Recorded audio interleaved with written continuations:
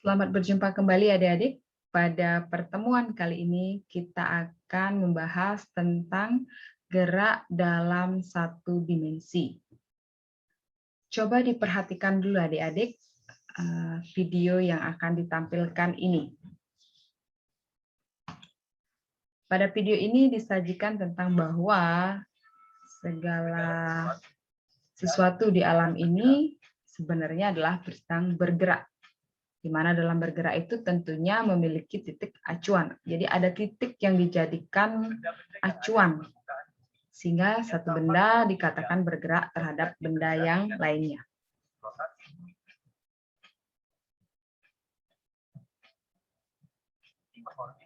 Mengelilingi matahari.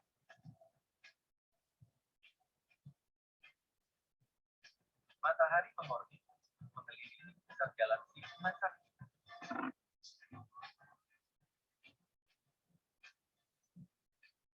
Gerak galaksi relatif terhadap galaksi lain.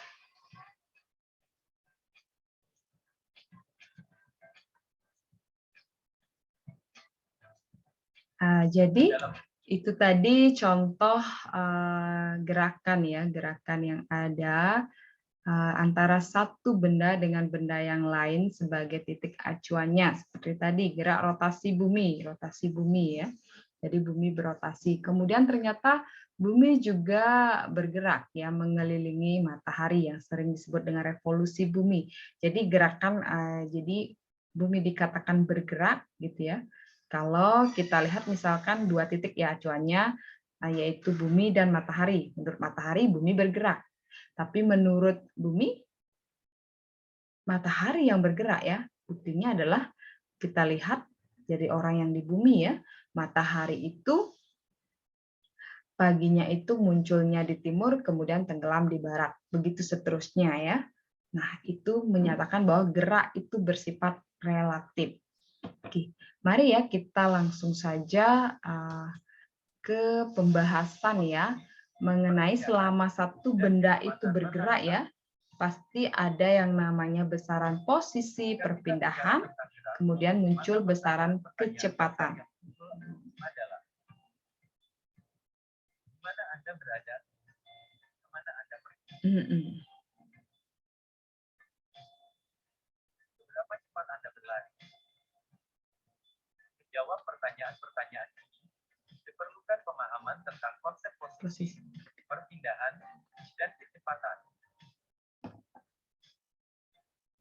Untuk mendeskripsikan gerakan suatu partikel, kita perlu menentukan posisinya relatif terhadap kerangka acuan frame of reference yang sesuai.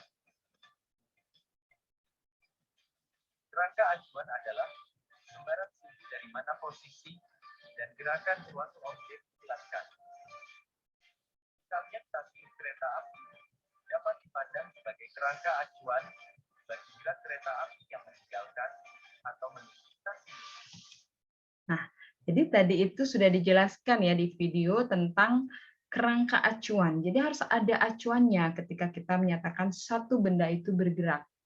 Karena jika kita ambil acuan yang berbeda, maka geraknya juga dinyatakan dengan nilai-nilai dari satu besaran yang berbeda. Misalkan tadi ya, menurut orang yang ada di stasiun, gitu ya, kalau melihat kereta api itu bergerak, misalkan menjauhi dirinya, gitu ya, menjauhi dirinya.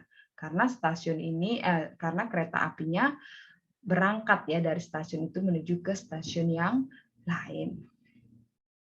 Tentunya bergerak dengan kecepatan tertentu. Nah, tetapi menurut orang yang ada di dalam kereta, bagaimana?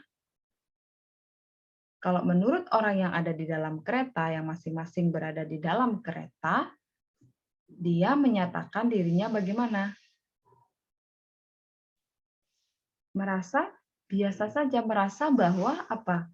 Benda-benda yang ada di sekitarnya itu justru yang meninggalkannya. Misalkan dia melihat lampu-lampu yang ada di pinggir kereta, dia rasakan lampu-lampu itu yang bergerak meninggalkannya.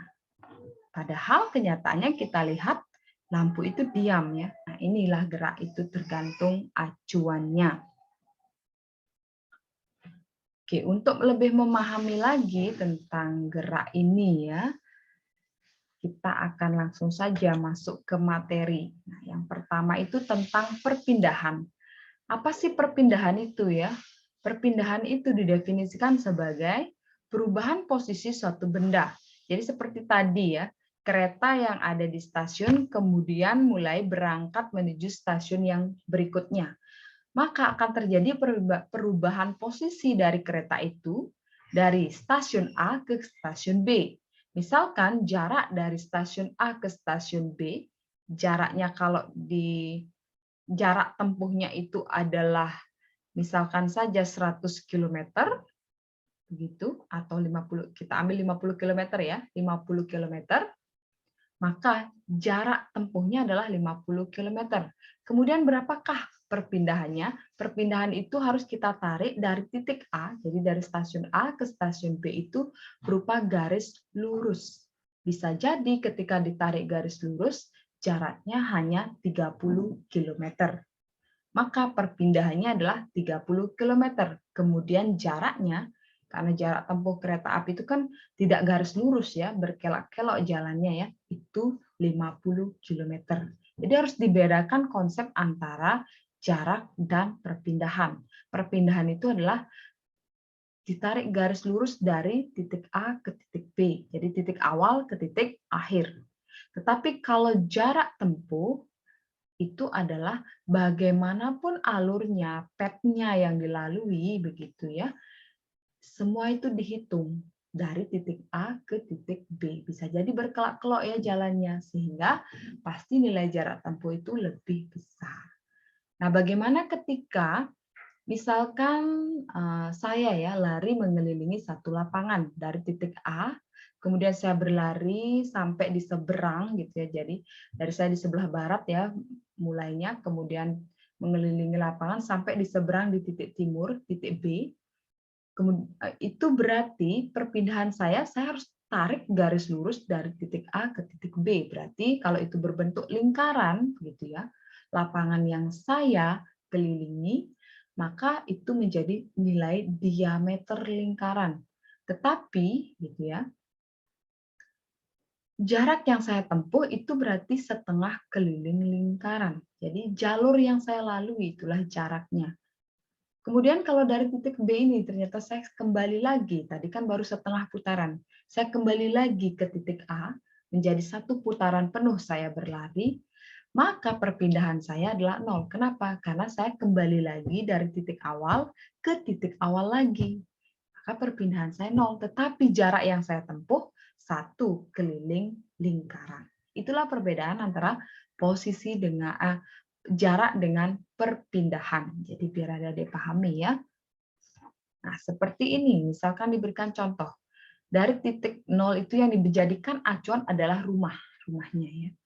Seorang pengendara sepeda berangkat, berarti ini titik 0. Berangkat ke kanan ya. Jadi ke arah kanan kita ambil. Di posisi 1 itu sejauh 5 meter dari rumahnya. Kemudian di posisi 2 sejauh 20 meter dari rumahnya. Maka kalau kita ditanyakan itu ya, ditanyakan berapakah perbedaan posisi ya dari X2 ke X1, maka kita kurangkan ya 20 meter dikurangi dengan 5 meter, yaitu 15 meter lah perubahan posisi dari X1 ke X2.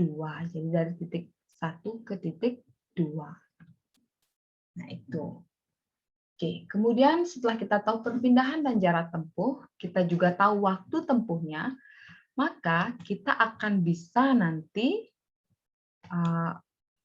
ini ya, sebelum itu ya nanti kita akan bisa mencari kecepatannya. Nah, kalau nanti ada banyak perpindahan ya, dipecah-pecah seperti yang tadi, jadi saya berpindah begitu ya. Oke, berpindah dari titik 1 kemudian ke titik 2, kemudian lanjut lagi ke titik 3. Nanti tinggal gitu ya. Berapakah besar dari perpindahan ini begitu ya. Kalau nanti dari kalau seperti ini ya, perpindahan yang pertama dari rumah ke titik 1 sejauh 5 meter. Kemudian dari titik 1 sejauh 15 meter ke titik 2. Kemudian dari titik 2 sejauh 10 meter ke titik 3. Maka perpindahan totalnya begitu ya. Jadi di sini ya perpindahan total tinggal dijumlahkan. Jadi kalau tadi kan ke kanan terus ya 5 meter ditambah 15 kemudian ditambah 10, maka perpindahan totalnya 30 meter. Kemudian misalkan setelah sampai di titik 3 berpindah ke kiri, tadi kan ke kanan semua, ke kiri sejauh 5 meter. Maka dijumlahkan semua. Tadi kan 5 meter ke kanan ditambah 15 meter ke kanan ditambah 10 meter ke kanan. Kemudian ditambah minus 5 meter ke kiri, sehingga perpindahan totalnya menjadi 25 meter. Jadi seperti itu ya, dimaksud dari persamaan ini. Oke, nah tadi sudah disampaikan ya perbedaan antara perpindahan dan jarak. Kemudian kita akan mencari besarnya kecepatan. Jadi sudah tahu besaran perpindahan, nanti juga ada jarak tempuh tadi, maka kita juga bisa mencari kecepatannya dengan kita harus menentukan dulu waktu yang digunakan untuk berpindah gitu ya, atau untuk menempuh jarak tertentu. Jadi misalkan saja di gambar ini ya ada posisi awal di sini ya titik 0, kemudian berpindah sejauh 5 meter, ini posisi akhirnya, maka dihitung selang waktu perpindahan ini. Gitu ya. Jadi misalkan saja selang waktunya adalah 5 sekon gitu ya. Sejauh 5 meter. Maka ini kan posisi akhir kurang posisi awal. X2 5 meter dikurangi 0, 5. Dibagi dengan 5 sekon ke sini ya. Di sini kan masih 0 ya, T0 di sini masih 0. Oke. Maka 5 meter dibagi 5 sekon. Maka kecepatan rata-ratanya adalah 1 meter per sekon. Seperti itu. Jadi ingat ya, kecepatan itu adalah besaran vektor. Jadi selain besarnya atau nilainya, harus juga diperhatikan arahnya. Kemana? Ke kanan atau ke kiri? Itu sangat menentukan. Kemudian kalau laju, nah ada namanya kecepatan rata-rata, ada namanya laju atau kelajuan. Nah kalau kelajuan ini adalah jarak tempuh tadi yang saya bilang. Jarak tempuh per satuan waktu. Nah, misalkan contoh nyatanya itu tadi ketika saya bilang saya bergerak gitu ya, berlari mengelilingi satu lapangan yang berbentuk lingkaran. Di mana saya bergerak dari titik awal di barat gitu ya. Kemudian saya kelilingi satu lingkaran penuh. Maka berdasarkan konsep tadi, berapakah laju yang saya laju rata-rata yang saya alami ya, akibat gerakan saya berlari tadi, maka tinggal mencari berapa besar keliling lingkarannya, gitu ya, keliling lingkaran dari lapangan itu, keliling lapangannya, dibagi waktunya. Misalkan saya mengelilingi lapangan itu dengan selang waktu delta T. Nah, itulah kita dapatkan nilainya. Cari dulu berapa keliling lapangannya. Satu putaran penuh. Nah, tetapi untuk kecepatannya, karena saya tadi itu mengelilingi satu putaran penuh dari titik di barat ya, kemudian saya mengelilingi ke timur, kemudian ke barat lagi, karena sampai di posisi yang sama, maka perpindahannya kan 0. Maka otomatis kecepatan rata-ratanya berdasarkan konsep tadi adalah bernilai 0. Jadi begitulah ya perbedaan antara kecepatan dan laju atau kelajuan. Bisa adik-adik lebih cermati lagi di contoh soal ini. Misalkan, di sini ya, seorang penjual koran berangkat dari rumahnya untuk mengirimkan koran ke beberapa rumah langganannya. Jadi mulai melakukan perjalanan ke arah timur. Jadi pada 0,5 km pertama itu 9 menit ya waktunya. Kemudian karena kehabisan koran, harus kembali lagi berarti ini ya, ke rumahnya ya. Membutuhkan waktu juga 9 menit, berarti bolak-balik ini ya. Jadi sudah 0,5, jadi dari rumahnya ke satu titik ke timur ya, 0,5 km. Kemudian balik lagi ke rumahnya, 0,5 km. Nah, kalau sampai di sini kita perhatikan, maka perpindahannya itu 0. Karena dari rumahnya ke keluar, kemudian kembali lagi ke rumahnya. Tetapi jarak yang ditempuh dijumlahkan 0,5 kilometer ke arah keluar, kemudian kembali lagi ke rumahnya dengan tempuh yang dengan jalur yang sama, berarti sepanjang 0,5 kilometer dijumlahkan. Berarti sudah 1 kilometer ditempuh selama 18 menit.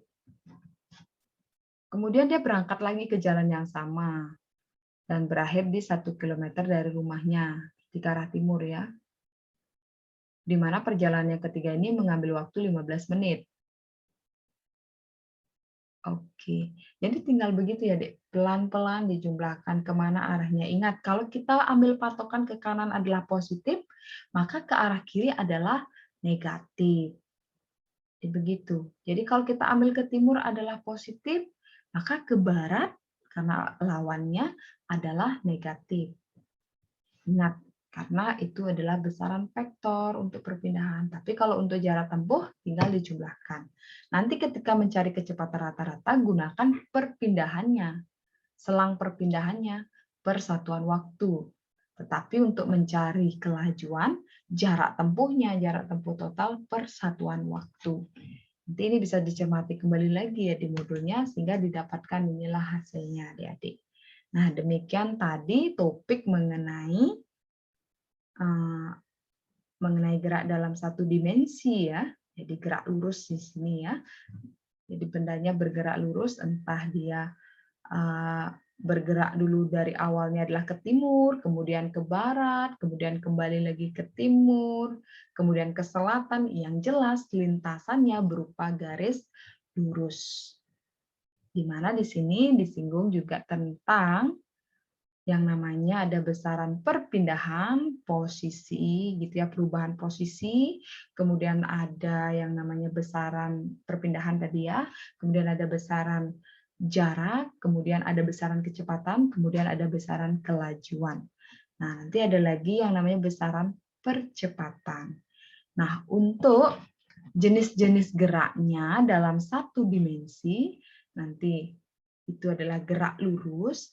Nah, gerak lurus ini dibagi lagi menjadi gerak lurus beraturan dan gerak lurus berubah beraturan. Silakan ya adik-adik cermati lebih mendalam di modulnya yang sudah disediakan. Jadi diperhatikan di e-learning-nya ya, di bagian mana di sana disediakan modulnya. Jadi adik-adik harus lebih mandiri ya untuk lebih banyak menggali informasi dan juga membaca sumber-sumber yang relevan dengan konsep yang sedang dipelajari. Terima kasih adik-adik, demikian yang dapat Ibu sajikan untuk pertemuan kali ini.